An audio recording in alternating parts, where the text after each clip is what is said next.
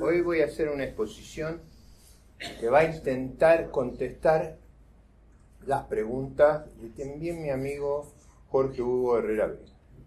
¿Cómo nos hemos metido en este lío enorme en el que estamos? ¿Y cómo se sale de este lío? Y ahí voy a hacer dos consideraciones. Una muy dura, porque la vida necesita que seamos francos y realistas sobre los errores. Y una segunda, que viene al final, pero que es la más atractiva, que es cómo salimos de esto políticamente. Yo creo que esa consideración es mucho más importante que la consideración económica. Creo que estamos en un divorcio de aguas políticas. Creo que si queremos hacer más de lo mismo, el país no lo resiste. Eso hay que entenderlo. El liderazgo político nuestro está obsesionado en rehacer más de lo mismo. Y más de lo mismo no va a aguantar. Ahora voy a precisar qué es cambiar. No es una cuestión ideológica, no es darnos el gusto del programa que a mí me gustaría. No es eso. Yo estoy resignado al que el programa que a mí me gustaría no se va a poder hacer, así que fíjense el problema que tenemos. Y lo voy a poner en esos términos. ¿Por qué no vamos a poder hacer lo que a mí me gustaría? A ver, ¿qué es lo que tenemos que hacer para que el país sobreviva? Sí lo voy a poner con claridad. Digo, para que imaginen el desafío y se mantengan intensos hasta último momento, porque lo mejor viene al final. Lo que viene ahora es por qué el programa del presidente Macri ha sido un completo fracaso. Es una cuestión no menor. O sea, ¿qué quiere decir un completo fracaso? En el mejor de los casos, vamos a terminar el año que viene con una inflación en los 4 años promedio cerca del 40%, con una caída del ingreso per cápita del 5%. Si vamos a terminar esas condiciones, ¿se puede ir a la elección con esa plataforma? Pregúntenselo y respóndanselo. Y ese es el escenario favorable. Adelante. A ver, ¿alguien me puede? Así me da espacio para... Acá la pregunta de Jorge Herrera Vega. ¿Por qué tuvimos crisis? Tuvimos crisis por una razón sustancial. El programa del gobierno presentaba un desequilibrio, déficit recurrente de una magnitud que Argentina no puede financiar. Era un programa infinanciable. Esa idea de que todos los años vamos a poder endeudar al país en 40.000 millones de dólares no era real. Ese programa iba a encontrarse, iba a chocar con la realidad. Ese fue el error, esa es la razón, ese es el fracaso. Eso fue una apreciación estratégica de la conducción del país equivocada. Cuando ustedes se equivocan en la apreciación estratégica, cometen un error que es difícil de ver. El error entonces es la idea que iban a poder, a lo largo de muchos años, financiar una transición con endeudamiento. Eso no es posible. El segundo error, sustancial, crucial, fue que para hacer factible ese endeudamiento, incurrieron en un enorme endeudamiento de largo plazo, de corto plazo. O sea, no solo era un nivel de deuda imposible, sino que además lo tomaron a corto plazo. Yo no sé si ustedes vieron que el gobierno habla todo el tiempo de la bomba de los rebancos. ¿Quién la puso? No, digo, es una pregunta relevante. Hablan como si ellos hubieran sido plateístas, no protagonistas. Y digo, esto es importante porque este es un problema sustancial que tenemos en la retórica. La retórica, el liderazgo, es básicamente la capacidad de explicar las dificultades que enfrentamos, las opciones que tomamos y el rumbo que seguimos. Si la retórica es preguntarse cómo me metí en este lío, quién fue, y no reconocer que fui yo, ya hay un problema difícil de resolver. Yo escuchaba el otro día a una ministra muy destacada del gobierno decir: la inflación hace mucho daño a los pobres. ¿Y usted qué está haciendo ahí? Digo, este problema de la retórica es un problema muy complejo, porque a mí hay veces que me parece que hay enajenación en la conducción. O sea, como si fuera otro el que causa los problemas. Y no hay forma de resolver los problemas si no se los asume. Entonces, estos dos errores, déficit imposible de financiar y hacerlo con deuda a corto plazo, es lo que nos ha llevado a una circunstancia límite, que si no hubiera habido el más grande programa de ayuda internacional que conoció el mundo y América Latina, a esta altura estábamos terminados. Acá no nos hemos terminado porque ha habido un programa de ayuda descomunal. Ahora, ¿cuáles fueron los errores ya no conceptuales, estratégicos de la conducción del Estado, sino los errores ya de política económica? Hay uno crucial para mí. Yo me acuerdo, octubre, noviembre del 2015, cómo planteaba el gobierno su programa de gobierno. Decía que íbamos a crecer al 4%. La Argentina había crecido los últimos 44 años al 1,6, 1,7. O sea, planteaban que la tasa de crecimiento del ingreso per cápita se iba a cuadruplicar. ¿Por qué iba a ocurrir esa magia? ¿De dónde salía esa magia? Esa magia era la que hacía viable el endeudamiento. O sea, ocurría un hecho mágico.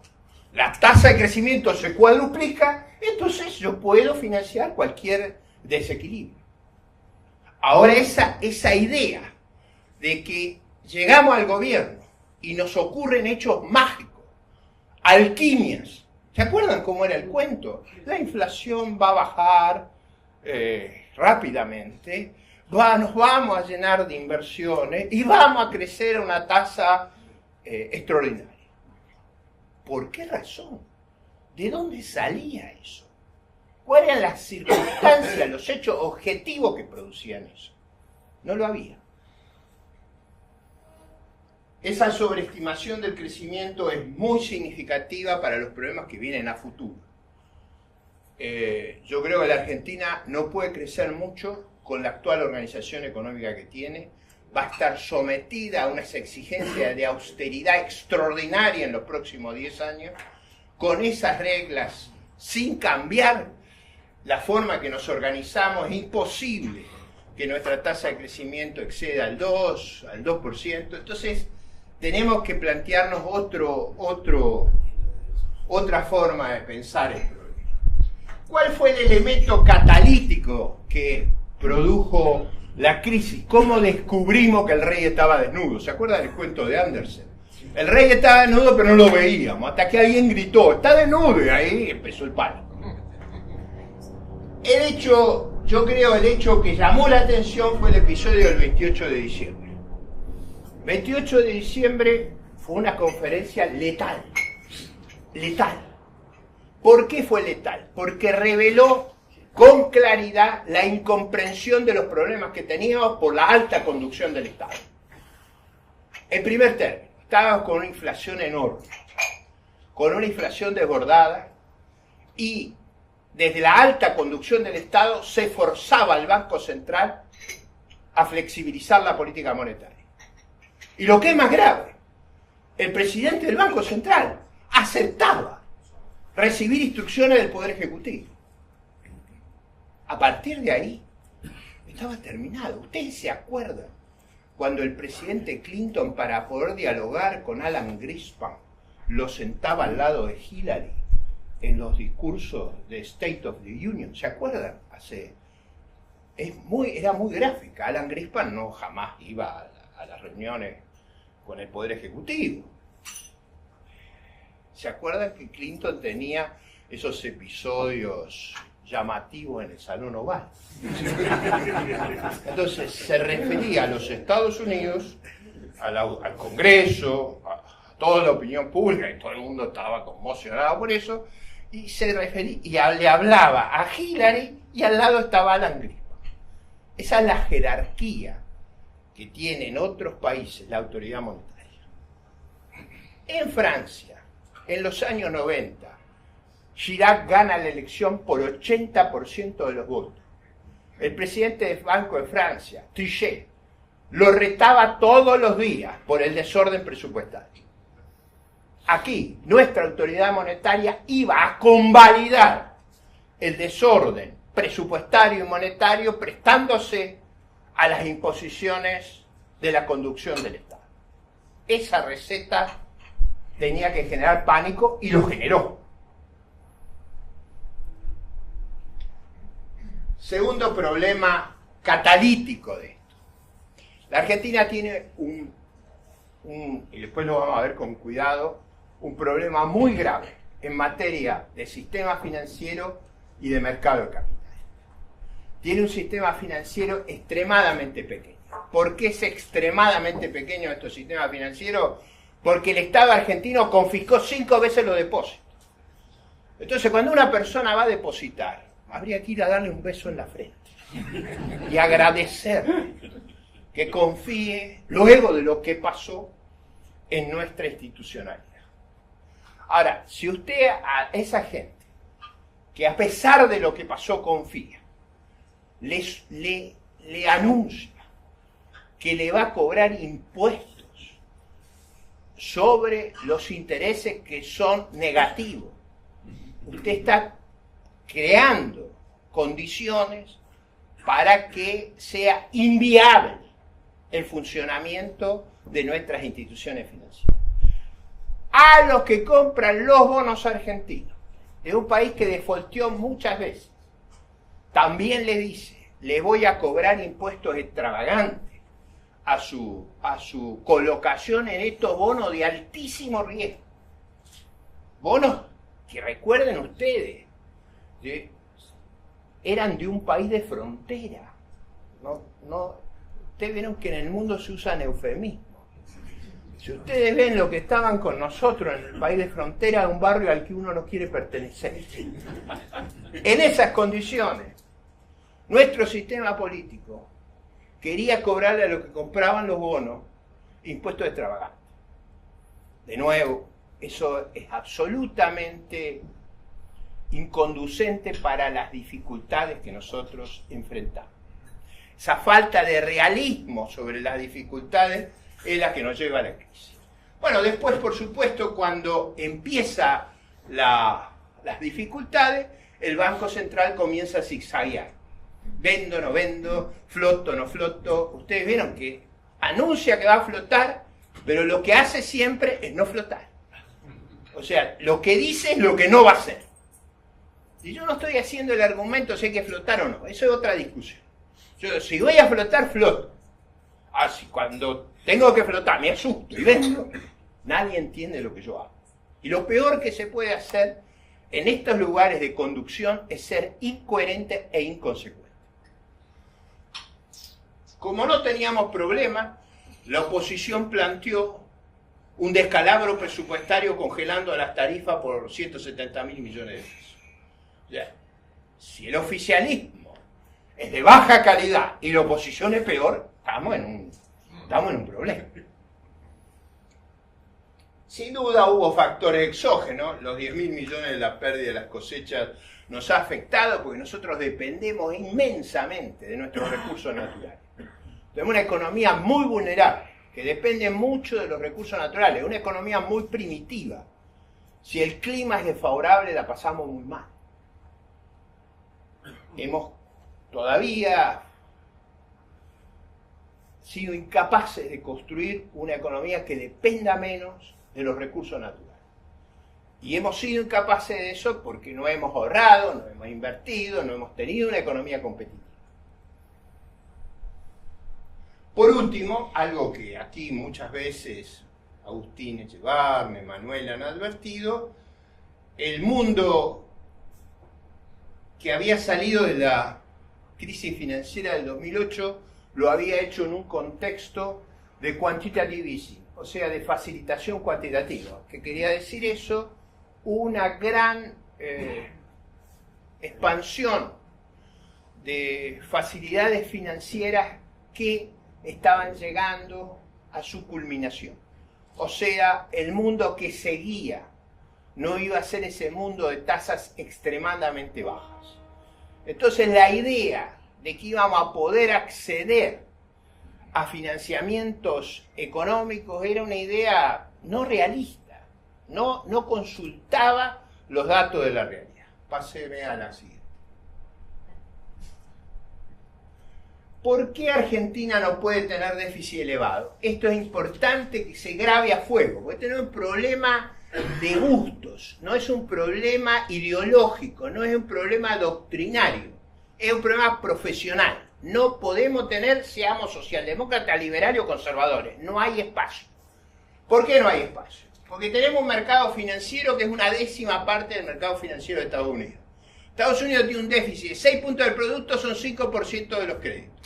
Nosotros tenemos un déficit, como el que tuvimos en 2017, era 60% de los depósitos del sistema financiero, del año pasado. Una vez financiamos, una vez no hay crédito para nadie. ¿Me siguen? O sea, no es posible hacer eso. Ahora, ¿por qué se intenta hacer lo que no es posible? Es algo que a mí me resulta incomprensible. No solo en este aspecto. Nosotros a veces en nuestra historia hemos hecho tragedias por hacer operaciones militares que no eran viables. Esa tendencia a no hacer las cuentas como corresponde nos ha llevado a muchas tragedias, en economía y en asuntos bélicos. Nuestro mercado de capitales es de muy bajo calado. ¿Por qué Uruguay puede tener letras del Banco Central que son 3-4 veces las que tiene Argentina? En tamaño del PBI. ¿Por qué Chile lo puede hacer? ¿Por qué Perú lo puede hacer? ¿Por qué lo puede hacer Colombia? ¿Por qué lo puede hacer México? Porque ellos tienen fondos de pensión. Ellos tienen fondos de pensión, como teníamos nosotros y como los destruyó Cristina. Así lo destruyó, no están más. Entonces, esos fondos de pensión que servían y que creaban las condiciones para recolocar deuda, como colocan los otros países, nosotros no los tenemos porque los destruimos. Confiscamos a los que creyeron, una vez más los volvimos a robar. Más aún, yo conozco un montón de gente que depositó no solo lo que era obligatorio por el régimen, sino aportes voluntarios. Y hace 10 años que no se lo devuelven.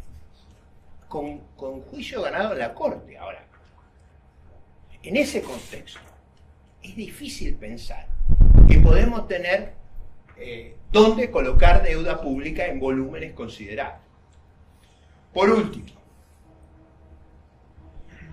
para poder tener déficit, a ver, cuando Keynes pensó en políticas contracíclicas o deficitarias, lo hacía en países en los que sobra el ahorro, como Japón. O sea, ustedes en Japón, ¿qué observan? Los japoneses están obsesionados, ustedes siguen la literatura, los diarios japoneses, están obsesionados con el problema de vivir hasta 100 años. Entonces, el japonés medio está desesperado para tener ahorros, porque su expectativa de vida es 100 años. Entonces, si usted está obsesionado, lo que en Japón se ve es que sobra ahorro por todos lados. Nosotros no tenemos ese problema, nunca lo hemos tenido. Acá nadie está pensando en los 100 años, acá todo el mundo, el argentino medio piensa que mañana chocan los planetas. Entonces, acá si hay un peso disponible, lo gastan. Y nuestros economistas, si lo mandamos para allá, se acabó el problema del ahorro japonés. O sea, partamos de esa base. Entonces, el caso de hacer déficit no existe en la Argentina. Nunca va a poder ser relevante. Argentina el año pasado invirtió 17 puntos del producto. 12 fueron depreciación. Invirtió 5 netos, los 5 que invirtió los pidió prestados. no ahorramos nada. O sea, una sociedad que no ahorra, no piensa en el mañana. Y tiene un sector público que es más miope que el sector privado. En esas condiciones no hay viabilidad macroeconómica para hacer las políticas deficitarias que se han intentado. Adelante. Vamos a otro error estratégico de la conducción del Estado. Estos errores son importantes entenderlos. ¿Qué decía el gobierno? Decía, tenemos un nivel de deuda baja. ¿Se acuerdan? El argumento, teníamos un nivel de deuda baja. Yo lo he escuchado hasta el hartazgo. Pero eso es una mala lectura, una métrica equivocada. ¿Cómo hacemos los economistas para juzgar si una cosa es alta o baja? Usamos el dual. ¿Cuál es el dual de las cantidades? El precio. Si el spread, el riesgo país es alto, es que usted tiene exceso de deuda. Si hay poca deuda, el riesgo país tiene que ser muy bajo. ¿Me siguen? O sea, si hay alto spread, es que hay demasiada deuda. Entonces, había una lectura conceptual equivocada. O sea, en la alta conducción del Estado estaba equivocada sobre lo que era viable, porque leía mal los datos del problema. Dado que yo he sido ministro de Defensa, voy a usar un ejemplo militar que se ve más fácil. El combate decisivo en la Segunda Guerra Mundial es la batalla de Midway. La batalla de Midway, los almirantes Halsey y Nimitz conducían los 3 portaaviones americanos. El almirante Naguno conducía los 5 portaaviones japoneses. Salieron los aviones de ambas task force.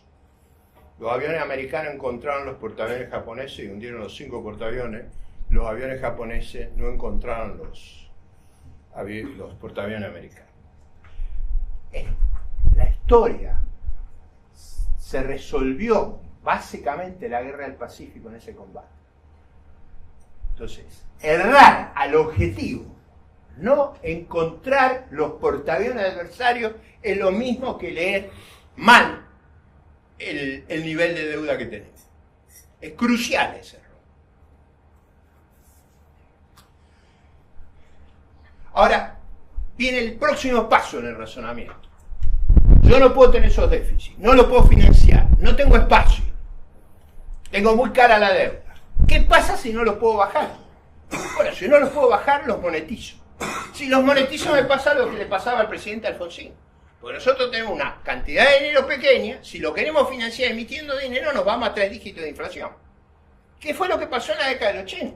O sea, no quiero arreglar los déficits, no puedo colocar deuda, emito, bueno, nos vamos a 3 dígitos de inflación. Eso es la alternativa.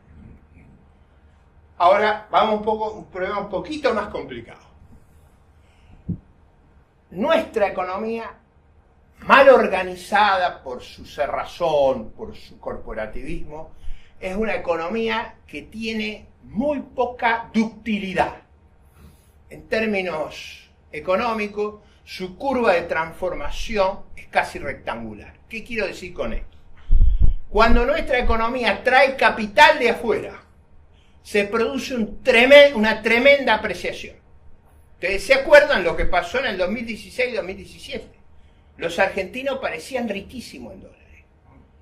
Digo, riquísimos. Es decir, una euforia artificial. ¿Por qué? Porque si entran dólares en una economía tan cerrada, la única manera que se van los dólares es con una apreciación brutal. Esa apreciación brutal, ¿dónde la ven con claridad? Yo lo he estado repitiendo en los programas de televisión y se lo voy a decir. A Rusia, en el Mundial fueron 61.000 argentinos. La economía americana es 50 veces la Argentina, fueron 90.000 americanos. Tendrían que haber ido 3 millones. Todo el mundo me dice, no, pero al americano no le gusta el fútbol. Bueno, 2 millones. Digo, para entender el problema. Me decía un funcionario ruso de la embajada, nunca San Petersburgo vio las manifestaciones como la de la hinchada argentina. ¿Ustedes se imaginan 60.000 por las calles? No hubo nunca eso. era incomprensible para ellos lo que cantaban. El funcionario ruso me decía, no se entendía ese fervor, porque iban con un grito, con una contundencia, con un clamor. No gritaban por Argentina, gritaban que baje el dólar. Digo, que tenemos que entender el grado delirante al que habíamos llegado.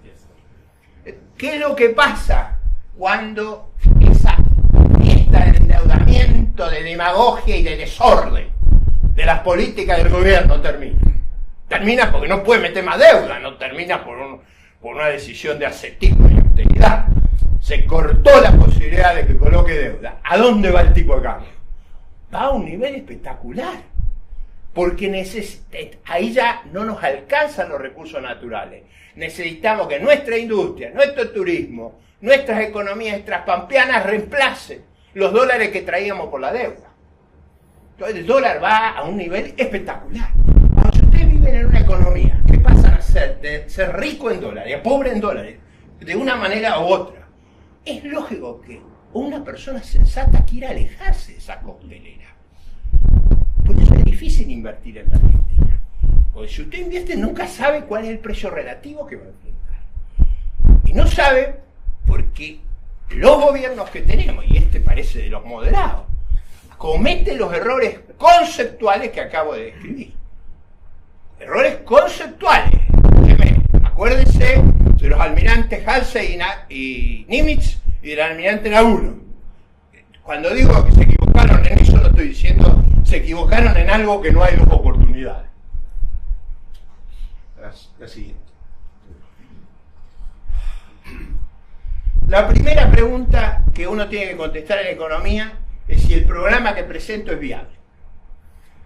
Yo creo que no era viable por la magnitud del déficit y por la inflación implícita que un déficit de esa envergadura tenía.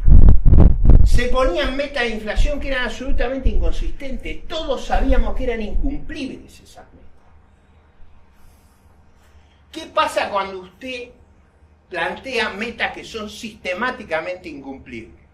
Va generando decepción y crisis de confianza.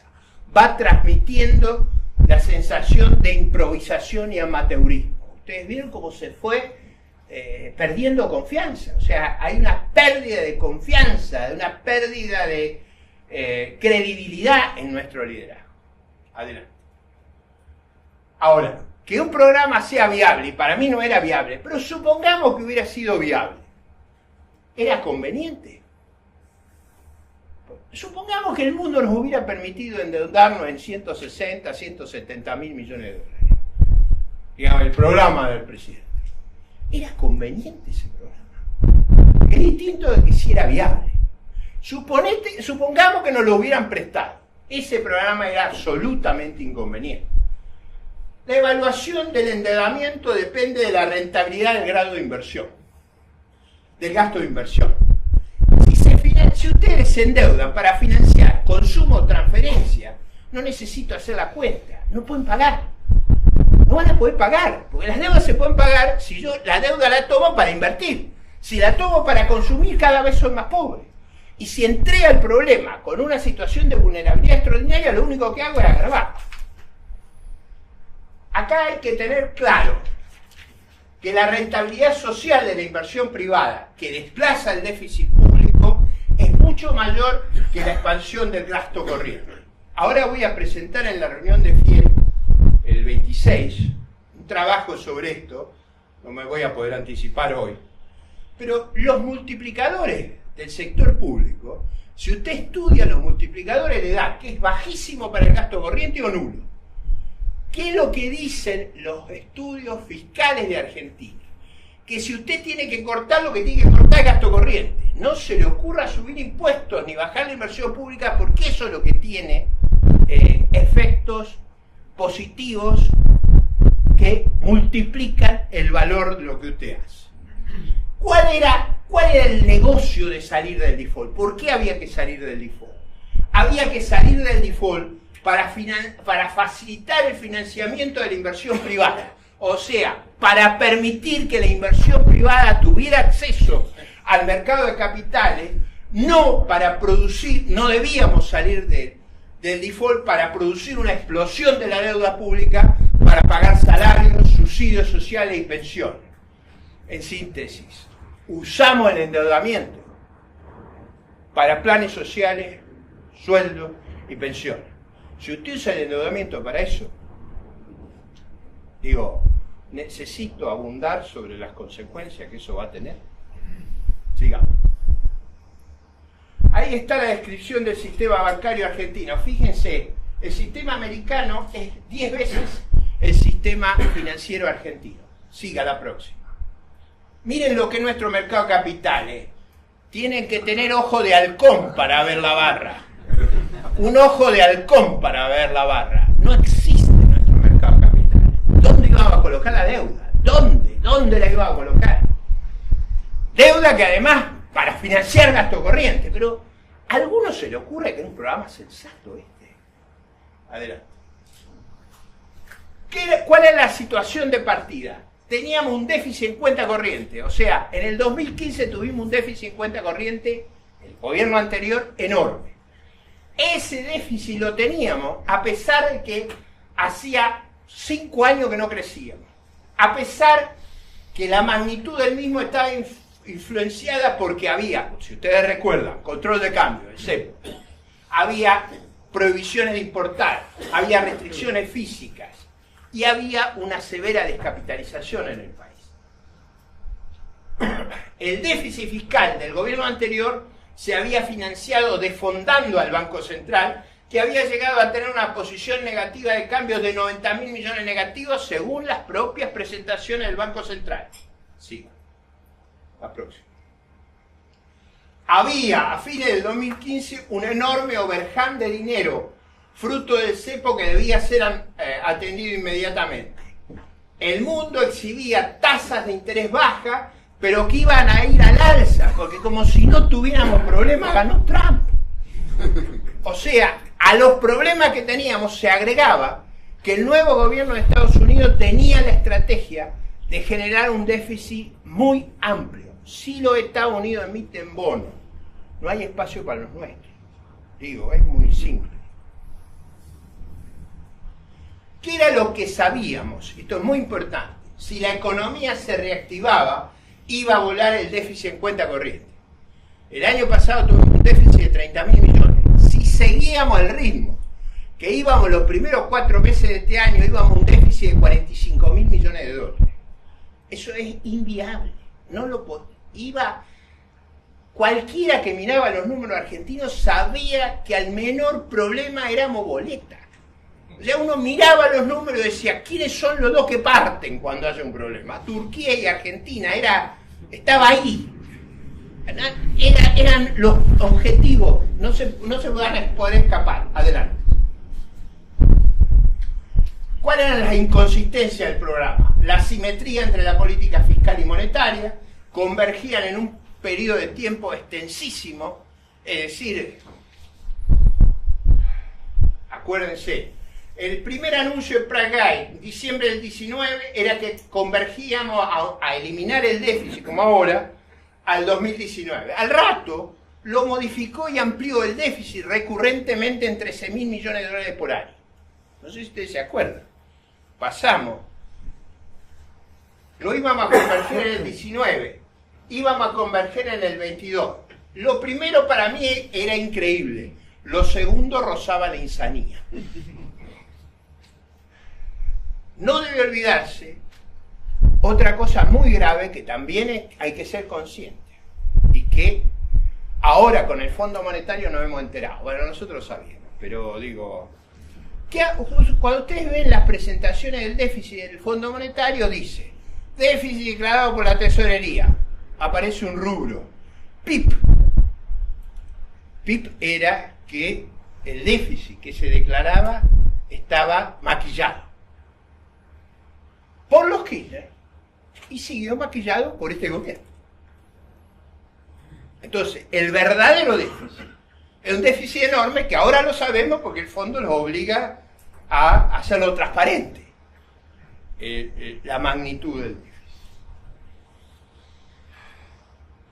Las metas de inflación, bueno, no me hagan contar eso, porque eso era todo sin ninguna viabilidad. Sigamos el próximo. La fragilidad de este marco normativo fue ostensible desde el comienzo. La dominancia fiscal, la endogeneidad de la deuda del Banco Central, la deuda, las famosas LEVAC que crecían fuera de control. El modelo subyacente, a mí me llamaba la atención que nadie se diera cuenta que no podía funcionar eso. Los agregados monetarios el año pasado crecían al 35% y apuntábamos a una inflación de 15%. ¿A algunos se les puede ocurrir que eso es posible? Si usted emite al 35%, puede haber inflaciones de 15%. El último punto, y este es el más relevante de todo. En teoría económica se sabe que si usted tiene un tipo de cambio flotante y hace una política fiscal deficitaria, lo que va a causar es un inmenso déficit en cuenta corriente. Eso es lo que dice la teoría económica, el manual, el protocolo. Imagínense que a usted lo va a operar y el médico dice, yo uso un protocolo que no se usa en ningún lugar del mundo, yo me bajo de la camilla. Acá hay que seguir el protocolo que se usa en otros lados. El mismo protocolo, los mismos protocolos que hay para medicina, hay para economía, ¿no? ¿Por qué a los demás países no le pasa lo de nosotros? Y ustedes vieron la explicación esotérica que tenemos en Argentina. La explicación esotérica es que tenemos una tormenta. No sé si recuerdan la explicación. ¿Se acuerdan la Pantera Rosa cuando tenía la tormenta que le llovía el paraguas del suelo? No hay tormenta. Los demás países no tienen tormenta. Todos los que nos rodean no tienen tormenta. No hay tormenta. Hay una crisis generada por las malas políticas llevadas adelante por el gobierno. Y esas malas políticas son las que nos han llevado a esta situación de angustia y zozobra. Sí. Con eso llegamos a abril. En abril íbamos a un desastre. Y acá reaccionó bien el gobierno. Fue a buscar la ayuda internacional. Después de haber dicho que jamás lo haría, fue a buscar la ayuda internacional y afortunadamente hemos recibido un plan de cooperación internacional de una envergadura extraordinaria. Extraordinaria. Ese programa es más consistente que el anterior. O sea, es un programa donde ya las metas fiscales empiezan a lucir más sensatas. Estoy refiriéndome al programa de junio, que fracasó, pero era mucho más razonable que el programa que traíamos. ¿Cuál era la principal vulnerabilidad del programa de junio que el gobierno argentino, con apoyo de los organismos multilaterales, llevó adelante? Es que suponía una capacidad de endeudamiento discutible. Una vez que, como en el cuento de Andersen, los de afuera y los de adentro vieron que el rey estaba desnudo, no había Cristo que le prestara al gobierno. Entonces, la idea de que íbamos a poder volver a endeudar no era una idea realista. Entonces, ese programa de características precautorias, el stand-by, ¿qué quiere decir eso? Estoy detrás tuyo. En inglés quiere decir, estoy detrás tuyo. Vos, con este respaldo, podés volver a los mercados porque si algo fracasa, yo tengo el capital para cubrir. Eso no funcionó. No funcionó, ¿por qué? Porque no podíamos reconstruir la capacidad de endeudamiento. Probablemente, dos cosas tenían que pasar. El déficit que estaba en el programa de junio no era factible de llevar adelante. ¿Ustedes vieron? Que el gobierno lo ha reconocido. La nueva propuesta del ministro Dujovne ajusta el déficit del 2018 de 2,7 a 2,6 y el del año que viene de 1,3 a 0. Recuerden que ese en el programa original era 2,2. De 2,2 pasamos a 1,3, ahora pasamos a 0. ¿Para qué hacemos eso? Porque no conseguimos fondos. Y si no se consiguen los fondos, uno puede gastar más de lo que ingresa si a alguien le presta. Si a uno no le prestan, tiene que acomodar el gasto a lo que está disponible. No es que uno gasta lo que quiere, gasta lo que puede. En segundo lugar, la tasa de inflación iba a tener que ser mayor. Acuérdense que dos cosas se dio cuenta. Recuerden las discusiones de junio, julio y agosto por los economistas argentinos. ¿Qué dos cosas saltaban que no se iban a poder cumplir? No se iba a poder cumplir ese déficit porque no había financiamiento y no se iba a poder cumplir la tasa de inflación. ¿Por qué no se iba a poder cumplir la tasa de inflación? Porque la Argentina, para corregir su desequilibrio externo, necesitaba un tipo de cambio mucho más alto que el que estaba supuesto en el programa. ¿Para qué necesita un tipo de cambio más alto? Esto es importante entenderlo. Para que sea menos recesiva la corrección. Si usted no tiene financiamiento, usted tiene dos alternativas: o ajusta por precio o ajusta por cantidad. Si ajusta por precio, el tipo de cambio va muy alto, lo que usted permite es que la economía rápidamente se vuelva exportadora, y es la exportación la que reemplaza el gasto que venía del financiamiento por deuda. Si usted no deja ir el tipo de cambio, ajusta por cantidades. ¿Qué quiere decir cantidades? Quiere decir más receso. La otra forma de ajustar es por cantidades, por receso. Y yo creo que este fue un gran error de la política que se implementó entre junio y septiembre. Básicamente hicieron subir mucho la tasa de interés. ¿Para qué? Básicamente para evitar tener que dejar que el tipo de cambio vaya a donde tiene que ir para resolver el problema de las cuentas externas. Adelante. Yo creo que la corrección del déficit en cuenta corriente no iba a ser viable. Ahora creo que los números se están aproximando a la realidad.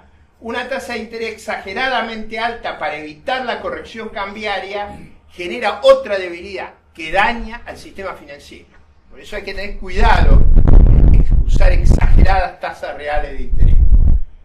El programa funcionaba razonablemente si el riesgo baja a 450 puntos y hace factible la renovación. Ustedes recuerden que en los momentos más críticos de las últimas semanas el riesgo fue a 800. A 800 íbamos al default. Afortunadamente ha comenzado a bajar. Ha bajado alrededor de 600 por la presunción de que vamos a resolver el problema que tenemos. ¿Cuál es el problema que tenemos? Que vamos a hacer una corrección fiscal de una envergadura como no reconoció la Argentina en su historia.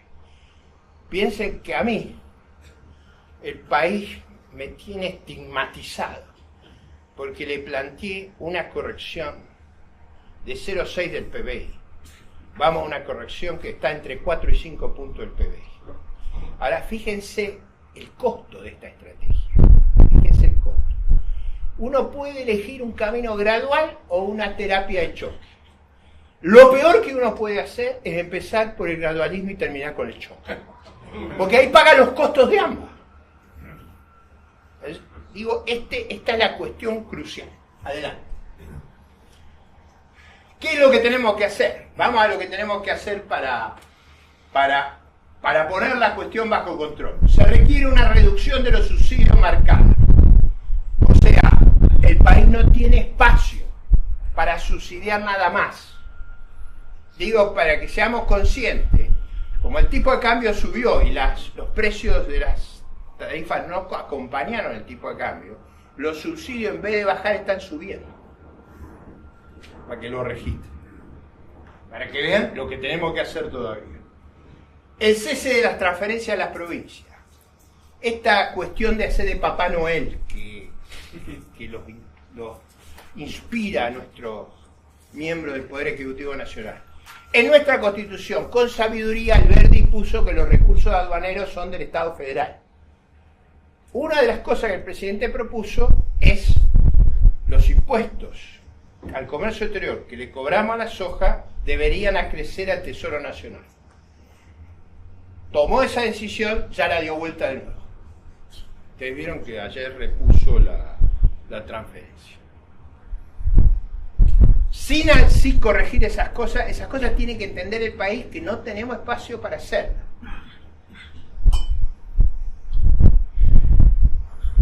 Esto es más jorobado y más duro de decir. El ajuste está pivoteado sobre una alta tasa de inflación. El mecanismo esencial de ajuste que tiene este programa es una alta tasa de inflación. Este año va a terminar en 45 y el año que viene yo calculo más o menos igual.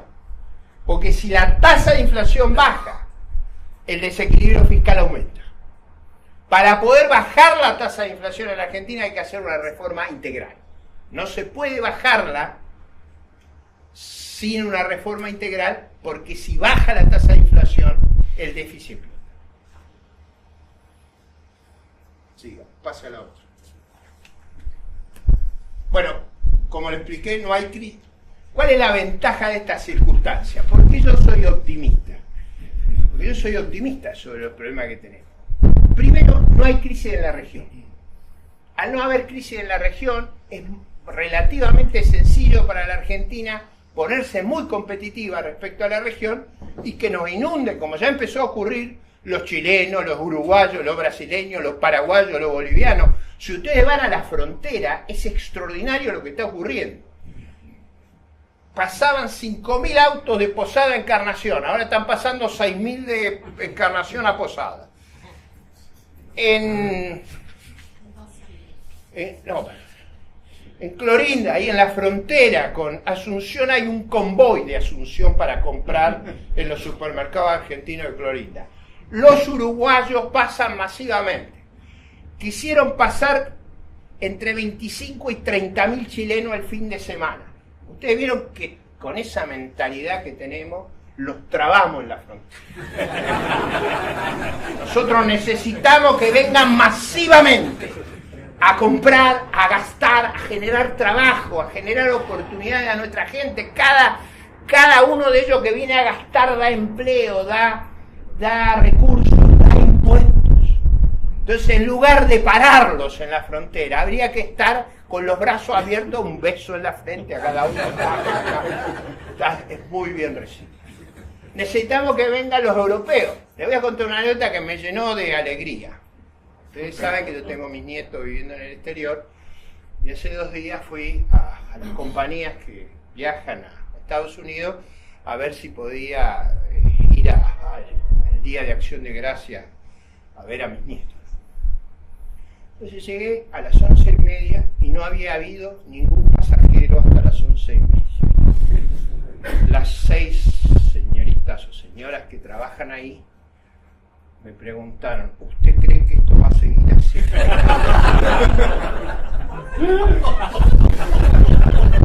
Es así. Me preguntaron, es dramático esto. Dice, además, para que yo hablara, yo cuando me empezaron a decir, qué bien se lo ve. Yo cuando empiezan a ver buen mozo y todo, digo, estamos perdidos. Entonces, no compré el pasaje. Crucé a la otra compañía de aviación. No vino nadie hoy. Bueno, estaba Santiago. Digo, hay algo que está funcionando. Y yo les decía, lo que necesita el país no es que caiga 40% el viaje del exterior, tiene que caer 90%. Lo que necesitamos es llenar los aviones.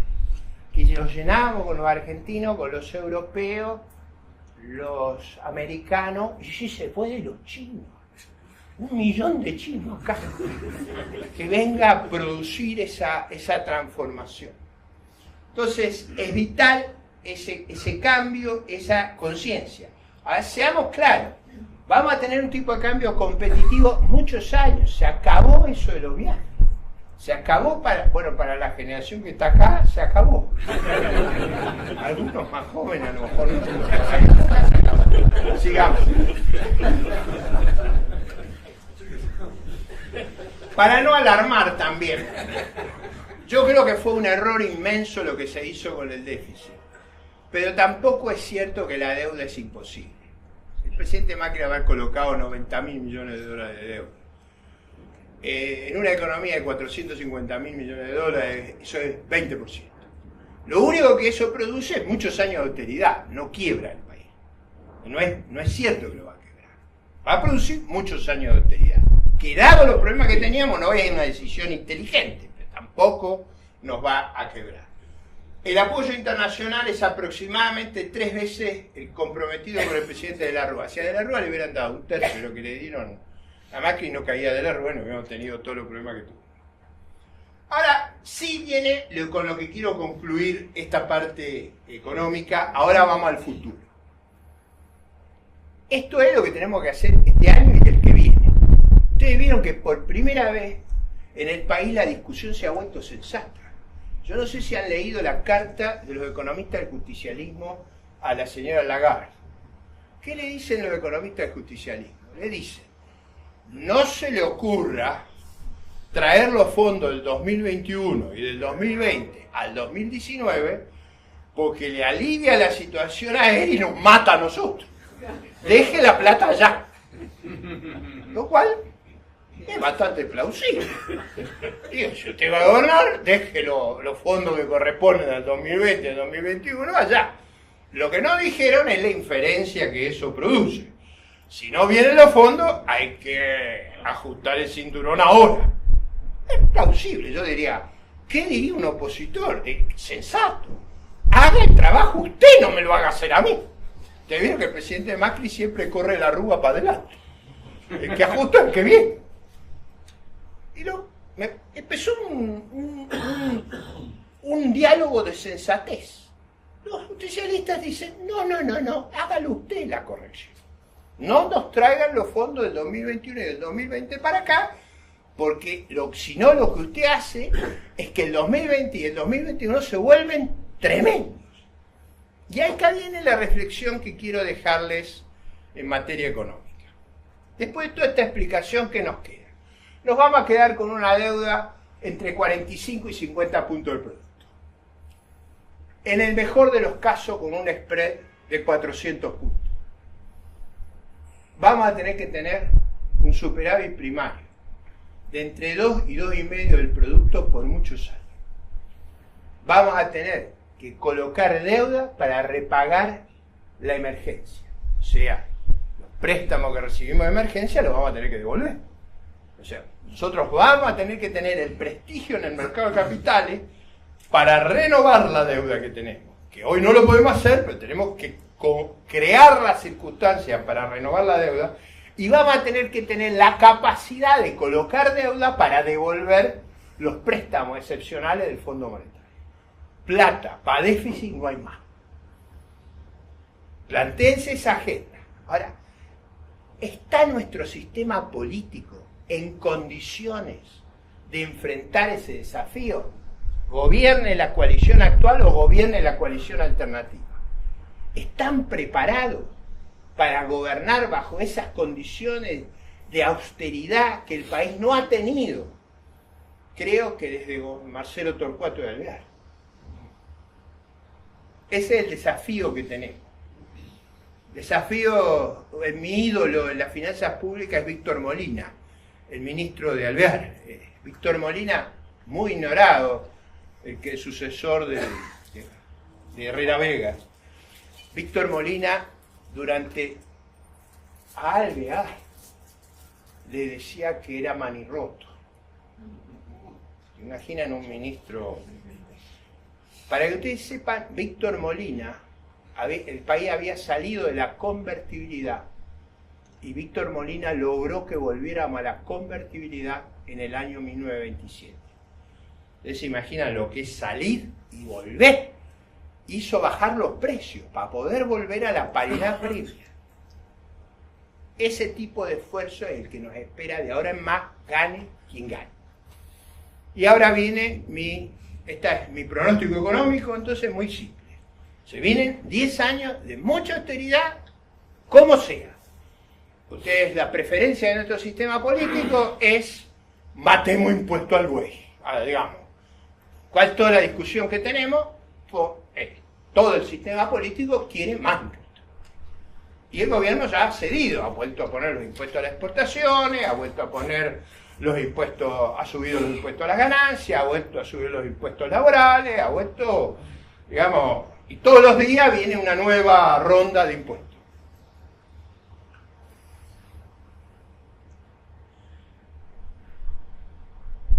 Sometido a esta situación, que vamos a estar los próximos 10 años, lo que yo creo que el país no tolera es un gobierno minoritario.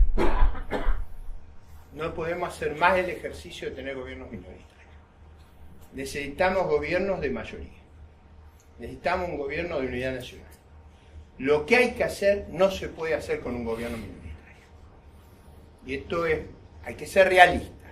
Necesitamos construir en el próximo gobierno, lograr que llegue y termine su gestión, y si es posible, que reconozca que es un gobierno de transición y que tuvo que hacer el esfuerzo y soportar la terrible tensión de salir de un régimen oprobioso, que fue, y yo estoy muy agradecido por eso. Pero el próximo turno tiene que ser un gobierno de mayoría. Sin un gobierno de mayoría, hacer el esfuerzo que tenemos que hacer va a ser imposible. Porque hay que hacer reformas. No podemos aguantar, no vamos a poder producir esos superávit sin reformas. Y las reformas no las podemos hacer con un gobierno de minoría. Es el núcleo del problema político argentino. Todo el mundo lo está pensando desde perspectiva ideológica. A ver si vamos los liberales, yo reconozco mi afiliación, si van los conservadores, si van los socialdemócratas o sus variantes locales. No, ese no es el dilema. El dilema es hacer viable la gobernabilidad de Argentina los próximos años y ser capaces de entregar las reformas que tenemos que hacer para que este esfuerzo sea posible, para que no entremos en una crisis de ingobernabilidad sistemática. Esa es mi preocupación y es mi gran asincronía con el debate que hay en la sociedad. La sociedad está pensando qué fracción, qué parcialidad va a poder imponerle al resto su ideología, sus prejuicios. Y yo estoy pensando cómo hacemos para construir un gobierno de unidad nacional que haga factible que sobrevivamos en un esfuerzo de la magnitud que vamos a tener que hacer sistemáticamente a lo largo de los próximos 10 años. Muchas gracias por escuchar.